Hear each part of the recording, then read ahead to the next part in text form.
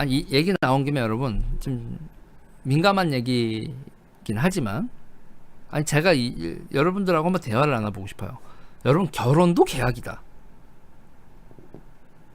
이 말에 대해서 많은 분들이 미친놈아 이렇게 하더라고요.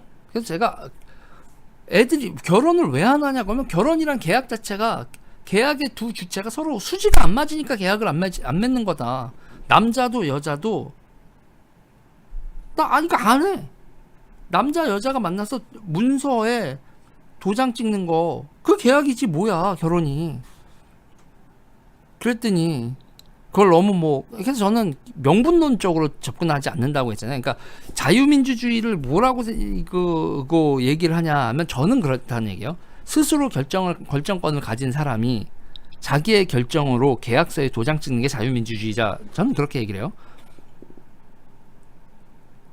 우리가 말하는 이성이나 합리성이라는 게 여러분 다 그래요. 그리고 이성이나 합리성의 근간에 뭐가 있어요, 여러분? 합리적, 수리적 합리성이 있잖아요. 그러니까 여러분, 남녀가 있잖아요. 헷가닥 하잖아. 눈까지 또 헷가닥 했어. 헷가닥 해가지고 그 사랑을 나누고 하는 거네. 그런데 갑자기 결혼이 되면 이거는 계약이야. 그럼 계약은 여러분 기본적으로 어떻게 돼요? 주고받는 게 공정해야 되고, 서로가 서로에게 윈윈 관계여야 되죠. 근데 서로 윈윈 관계가 아니라고 생각을 하는 거예요. 그렇죠? 그러면서 이거는 기본적으로 남성에게 결혼이란 계약 자체 남성에게 유리한 계약이고, 여성에게 엄청난 손해를 입히는 계약이야 라고 하는 게 페미니즘의 입장이죠. 그러면서 남성이 유리하다라는 근거로 얘기하는 게, 이게 파트리아키 그러죠. 가부장제 시스템이야. 가부장제 시스템이고, 이 가부장제라는 건, 이 가부장제에서 결혼해서 여자가 승복을 하고 결혼에 사인을 하면 남자가 너무 유리하고 여자가 너무 불리해, 그런 개념으로 있잖아요. 파트리아키에 맞서는 페미니즘이란 말이죠. 근데 문제는 페미니즘이 처음에는 여성의 인권 이거 이렇게 가다가 뭐까지 부정을 해요, 여러분. 결국은 우리는 그 여성의 인권을 얘기를 하고 뭐를 하다가 결혼이란 제도 자체의 불공정성을 쭉 얘기를 하는 거, 거기까지는 오케이, 나도 알겠어. 파트리아키 시스템에 문제가 있고 뭐하고 페미니즘 입장에서 다시 재계약을 하자 이러는 것까지는 알겠는데, 근데 문제는 말이죠. 그래서 기존 게 문제가 있었으면 새로운 계약을 맺자라고 하면 어떻게 돼요? 계약을 안 맺어. 깽판이 나 있어. 새로운 질서가 생겨야 되는데, 몰라 내가 원하는 것만 내놔, 이렇게 되는 거죠. 지금 대한민국의 좌파들의 운동이 여러분 다 이래요. 그러니까 노사 문제도 봐요. 기존에 자본가들이 잘못하고 있었고, 착취가 한 부분이 있었고, 너무 저임금에 시달리게 했고, 산업재해도 있었고, 기타 등등 문제가 있었다. 오케이, 알겠어. 그런 비판까지는 알겠다니까요. 그러면 다시 새로운 계약을 맺자, 서로 윈윈되는 계약을 맺자 해야 되잖아요. 그리고 계약이란 게 변동이 되는 거잖아요. 야, 저번에 이렇게 보니까 너가 너무 유리했고 이건 내가 너무 불리했으니까 다시 재계약하자 하면서 계속 노사관계가 여러분 이렇게 움직이면서 답을 찾아가야 되잖아요. 그게 안 되는 거예요. 대한민국 좌파들이 득세해서 관계를 재설정하면은 여러분 어떻게 되냐면, 그 관계가 지속성이 깨져버려요. 대한민국 좌파의 가장 큰 문제점이라니까요. 노동자와 자본가는 대립적인 관계일 뿐만 아니라 협업 관계이기 때문에 서로가 서로 윈윈하고 만족할 수 있는 관계로 계속해야 돼요. 그러니까 그게 마음에 안 드니까 어떻게 돼요? 자본가들이 나라를 떠나버리잖아요.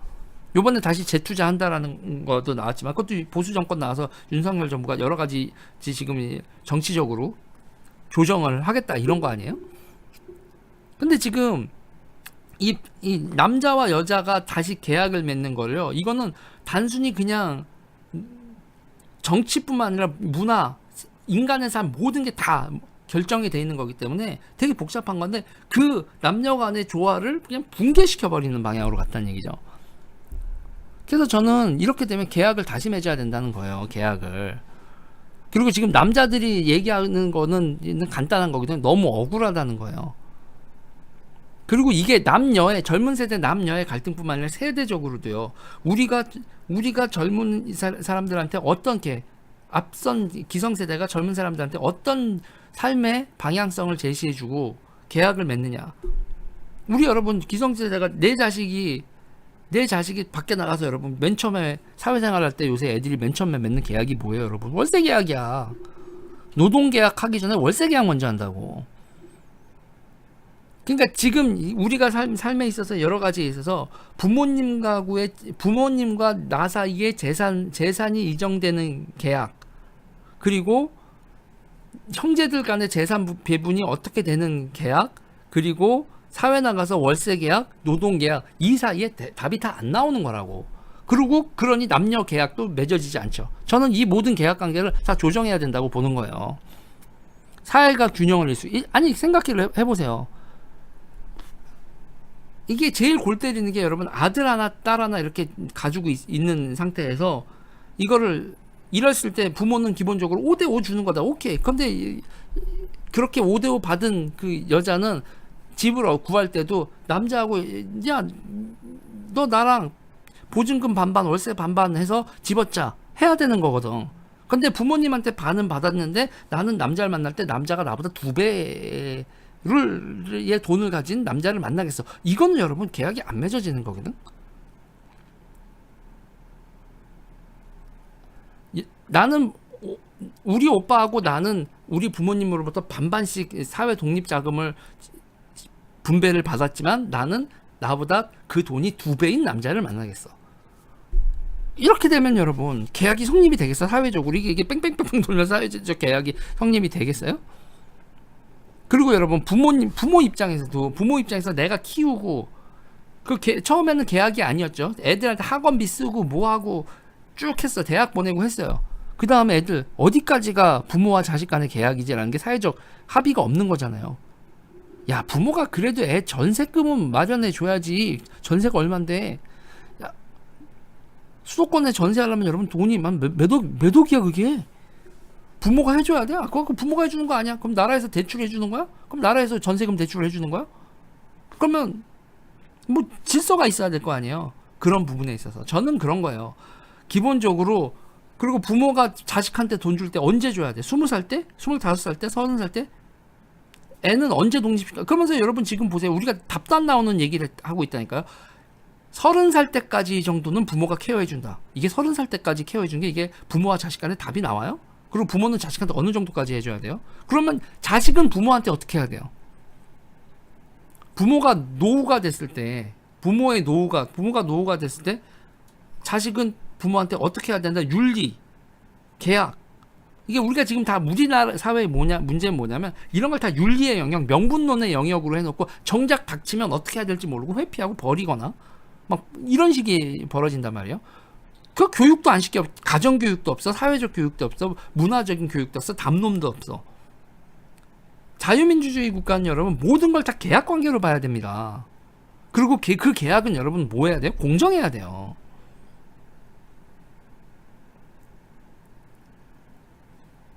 그러면 우리가 내가 부모한테 강요된, 내가 부모인데 부모로서 강요되는 게 있어.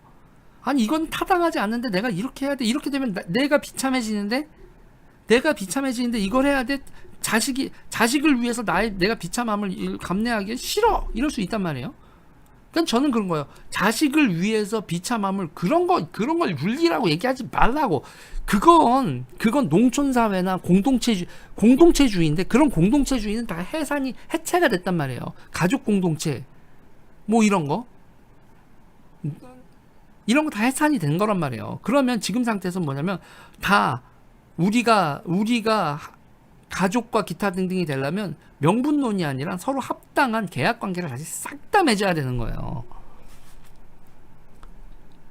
부모도 속 답답하지 않고 자식들도 속 답답. 그리고 자식들이 여기서 여러분 이 계약 관계가 계약 맺을 때 여러분 항상 계약이 잘 맺어지지 않은 게 뭐냐면 여러분 징징거리면 그게 진짜 어려운 거야. 징징거리면 진짜 어려운 거야. 사람이 기계도 아니고 무슨 계약이야? 사람이 다 계약 관계지. 집 살 때 여러분 계약하고 보세요. 통장 개설할 때도 서명하고 그게 다 계약이라고요. 모든 걸 다. 신의성실의 이 원칙에 내가 결혼을 할 때도 계약을 하고 나는 너한테 신의성실을 다하겠다. 이게 다 계약이란 말이에요. 인간이 기계두가 아니라 인간이 그런 기계적 합리성으로 구축한 게 현대 문명이에요.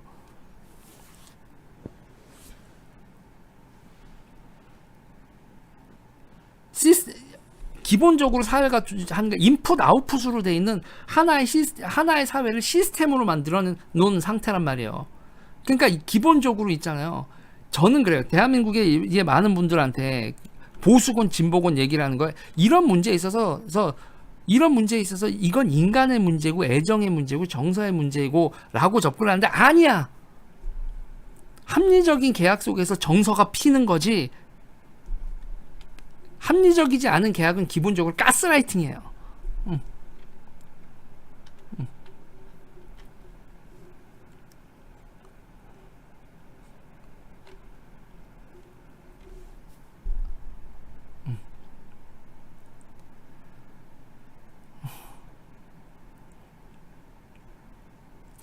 사랑하면 상대를 위해서 더 해주고 싶어지던데요. 그게 상호적이어야겠죠, 서민아님. 기본적으로 우리가 그런 거에 있어서 이 근대에서 조금 전에 제가 얘기한 상호주의, 한 사람이 한 사람을 너무 위해주고 사랑하는데 한 사람은 사랑만 받고 뭐 네가 나 좋아하나 보다 이러면 어떻게 돼요? 서러워지는 거잖아요. 그러면 계약이 성립되지 않는 거예요. 저 사람도 나를 아껴주고 나도 저 사람을 아껴주고 그래야 상호주의적이죠. 그것도 계약인 겁니다. 나는 너한테 이렇게 잘해주는데 너는 나한테 왜 이러니? 그러면 여러분 무슨 얘기가 나온 줄 아세요? 그리고 내가 너한테 이렇게 잘해주고 이거 난 너를 생각하면 다 잘해주고 싶은데 너는 나한테 왜 이렇게 얘기해? 나 서운해 라고 하는 순간 상대가 뭐라고 할 수 있냐? 아 부담스러워 왜 그래? 이러면 또 계약이 완전히 파탄나는 거죠.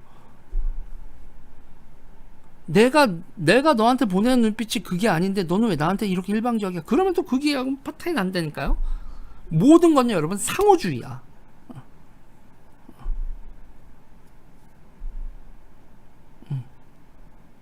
상호주의라고요. 그러니까 자유민주주의 자체가 소유권과 사유権재산을 지키기 위한 계약을 수호하는 시스템.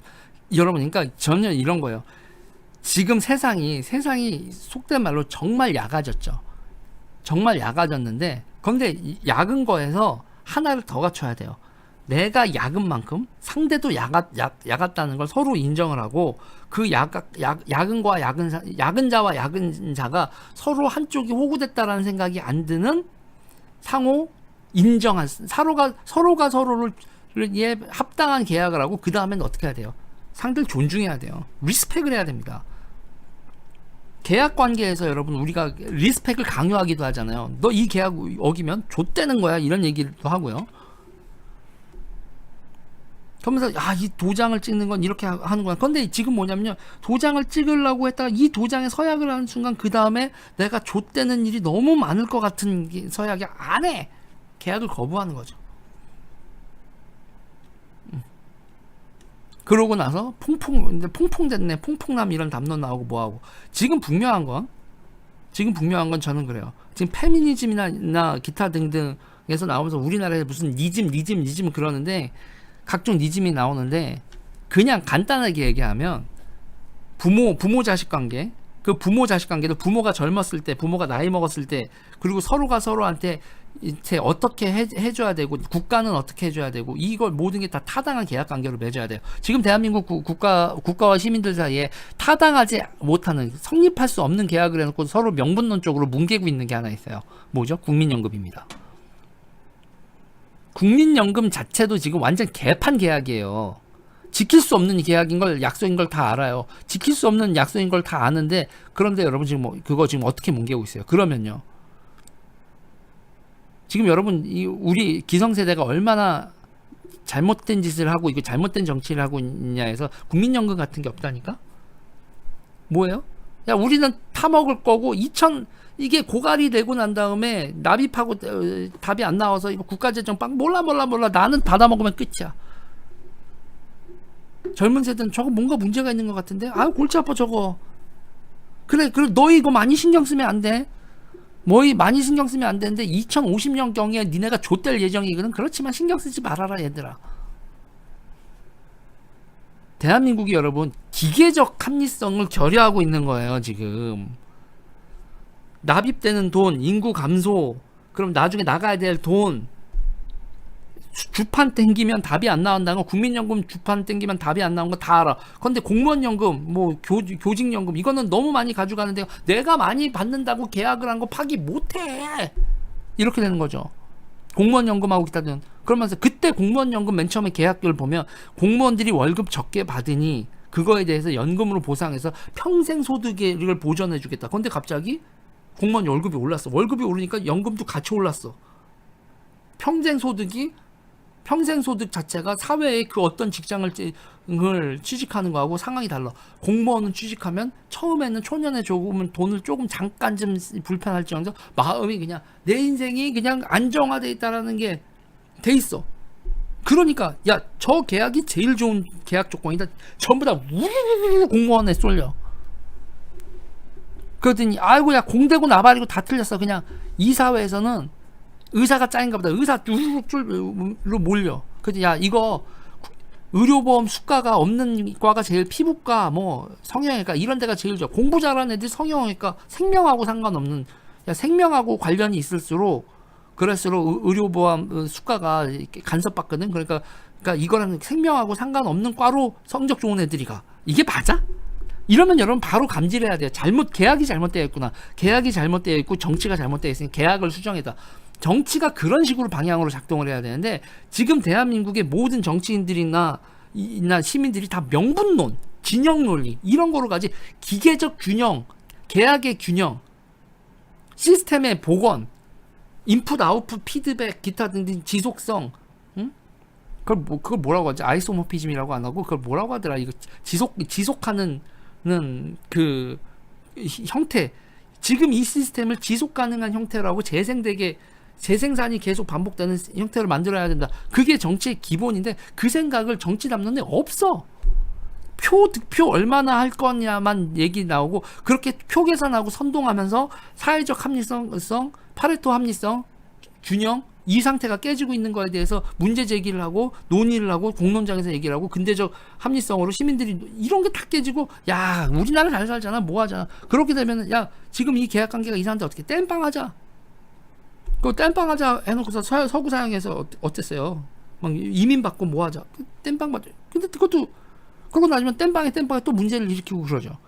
자, 제가 지금 얘기하고 싶은 건 뭐냐면 대한민국 정치 좌파를 제가 문제를 제기했지만 우파도 마찬가지예요. 어느 순간부터 성리학적 명분론에 싸잡혀서 근대 이성이 가지고 있는 균형을 향한 계속적인 인간과 인간의 관계 맺음을 변화시켜야 된다라는 거 있잖아요. 그게 지금 망각됐다고.